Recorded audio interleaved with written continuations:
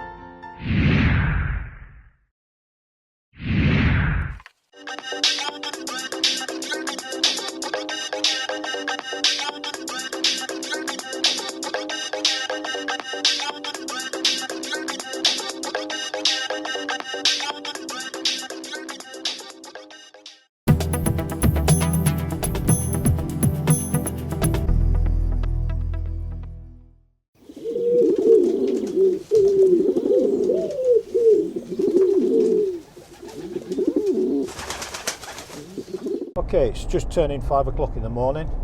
We're driving up to Kinnaird. We left home just after 3. It's just over 2 hours at this time of the morning when there's no traffic about to get up to the place. We're into September now, so an out of season comes into play under the general licence, but effectively that means that if deer are causing an issue somewhere, then we can actually shoot the females, but it's done selectively. So what we'd look for, it primarily really yearlings, yelled hinds, hinds with no calves, or if need be calves, and you clearly don't want to be shooting hinds with dependent young at this time of year, so you have to be very selective about what you're shooting, quite rightly. The issue is we've got some native old ancient woodland, which is primarily important because of the native junipers. In fact, we've just had cattle in there for a couple of months to help with the regeneration and just to break the soil up, just to try and encourage that. That's encouraged a flush of grass, which is drawing the deer at the moment. Now we've sort of shot 1 or 2 young stags off there, but the big problem is the hinds. So what we're going to try and do this morning is take one of the yearling hinds out, a hind that's not bred, therefore there's no dependent calf. We've got a 6-wheel Outlander up here, 6-wheel quad, which aids us with recovery. We'll take the car to the shoot HQ on the estate. I'll get the machine out and then we'll head on up to it's a little valley really, and the deer tend to channel up and down it to go into this where the main sort of area for these junipers is. So that's kind of what we're going to do. Not much wind this morning, so we probably can't move around a great deal. We'll try and get in there reasonably quietly and just let the light come up and see if we've got any deer in an area where they shouldn't be. I've got Zosha with me this morning, who's really just starting out on the sort of serious side of her training. There's still a lot of pup in her. She's still a bit bouncy. It's possibly a bit early yet, but what I want to do is introduce her to probably large numbers of deer, because we do have some quite big groups of red at this time of year, and just let her experience that and try and steady her down, just get the excitement side of it sort of under control, if you like. So who knows what could happen. So we've got to keep an eye on that, but again, no client with me, so it doesn't really matter. It's part of the training. She's not actually fully ready yet to start some serious work, but she's had a bit of an introduction to red deer. And a lot of people would start panicking, flipping out, not really fully under control. She's a pup. So give them time to mature. We'd actually shot 3 deer. We didn't get really any one of them particularly well on camera, which was partly my fault and part of my cameraman's fault. Anyway, there we go. We shot a roebuck, which you'll see, or you maybe will see, went right into some thick bracken.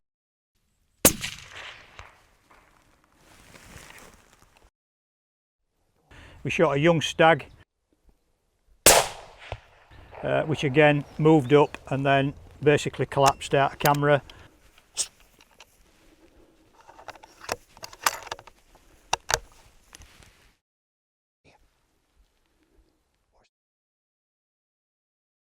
we shot a hind, a yearling hind with a little triage. So there was a lead hind, a calf, and a yearling hind.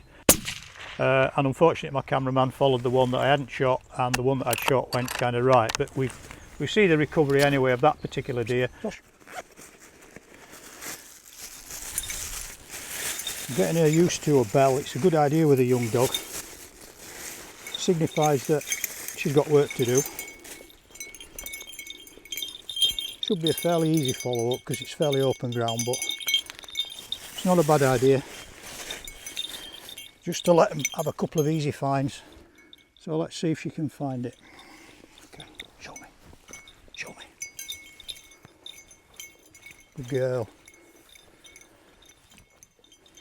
Oh well, not just as difficult as we thought, but it's all fun. It's just imprinting on her what I wanted to do. Good girl. Good girl, what's that? Good girl. We didn't film any of the recovery of the others simply because we were just getting eaten alive. It was absolutely murder. Okay, what we're going to do this morning, we've just actually got this new Apex Truck Click from Napier, which is a real handy bit of kit to go on a quad or an ATV, mule, anything with a ball hook on it. It packs down into a really convenient little carrying handle. I'm going to demonstrate setting it up later on. We'll film it in a bit more comfortable situation because we're getting eaten by the black flies. It's actually murder. Plus I want to get this gralloch. I'm going to do a standard thing like a normal suspended gralloch. I'm going to hock the deer, then we can ratchet it down and hopefully pull it up.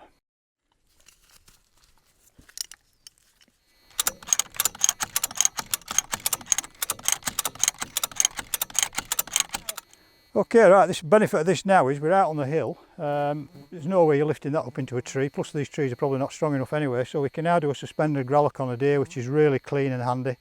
I'm not going to film the gralloch, to be honest, because the flies are just horrible this morning, but I'll just get on with it. But you can see the benefit of the thing.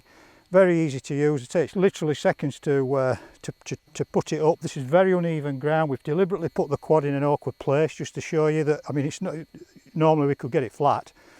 It's uneven, the quad's tilted forward, but you can adjust the legs and the arms of it, and it's actually cooked with this hind quite easily.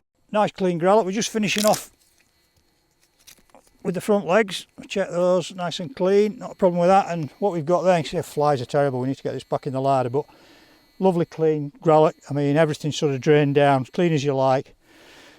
Shots bang on the money through the heart, so it never went more than about sort of 20 yards. So good job done, but we need to get this back inside now. So we filmed the actual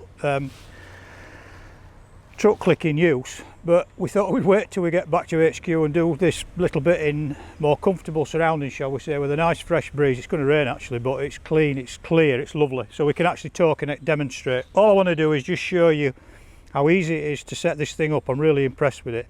Sits in the back of the ATV or the truck. Any ATV will do, as long as you've got a hitch on the back.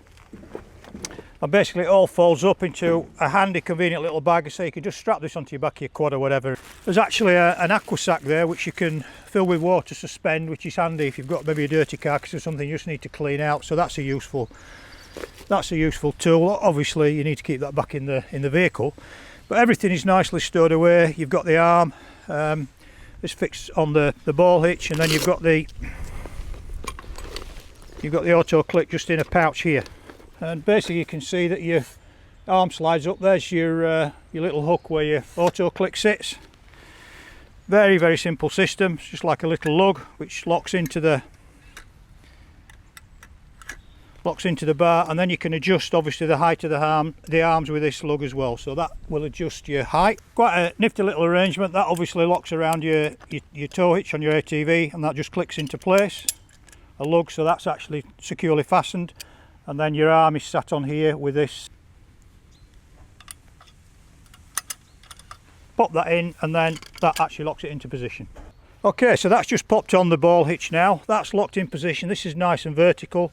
That split pin stops the thing leaning forward, and it's locked onto the bar. And then this is basically just a lug. Lift it up, and you can go to, you can go up to this top height if you need it. So that gives you all the height that you need. So that's actually very strong. Everything's going downhill into the arm. You can alter the height of the arm if you've got a higher hitch, and obviously you'd want it up here for a fallow. We had it on We had it on the top height when we did the red at Kinnaird. Auto click goes on. We've got this really handy little gambrel arrangement, so it's easy for stowage. Just locks on. Put that through the bar. That just sits centrally on there, and effective then you've got your gambrel all kind of ready to go. So whatever deer you've got, you can just pull this down and ratchet it up. Carcass on the floor, you've hocked your deer. Just pull the arm down, and this will then come down and nicely go through the legs. It's actually on a retainer as well, so you know you can just get it to a certain point, and then you can take over with the ratchet, and then up comes your deer. But as I say, this will go right up to here. So as you saw in the field, really handy on the ATV. We just lifted that hind right up, and then you've got your suspended gralloch. So it's absolutely fantastic. It's no hassle. That just sits in the back of you. It's in a completely weatherproof bag. Sits on the back of the ATV. Don't take any room up at all. So if you want to use it, that's fine. Right. So you saw the auto click, actually the demonstration of how easy it is to put it up. I'm a great exponent of suspended grallochs, which is something that often you can't do in the hill environment, simply because it's too far out and you don't have a handy tree. So this actually does answer and fill in a few gaps for that particular problem. Yearling hind, you know, fair size really. It coped with it quite adequately. It would pull a stag, no problem. And as I say, it can just sit in the back of the ATV without any problem, not taking any space up in minutes. So again, a useful addition to the stalking armoury, and certainly something that we will be using quite frequently.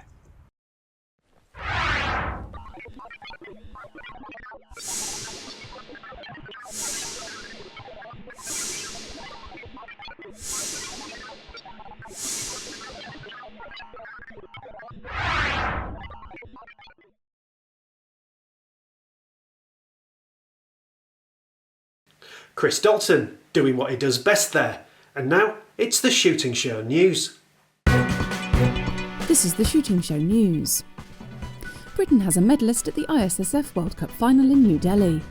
Bernd Llewellyn made it to the last 6 of the men's skeet, then set an equal world record, breaking 59 of 60 targets in the final. He eventually came second to Italy's Riccardo Filippelli after a sudden death tiebreaker.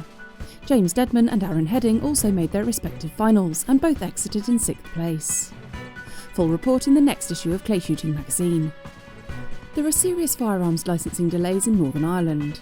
BASC has alerted Northern Ireland's Auditor-General to the situation after its members complained of protracted delays in processing applications. Firearms dealers reported long delays too. BASC NI Director Tommy Main said that police in Northern Ireland had failed to provide statistics on processing times despite promising to do so.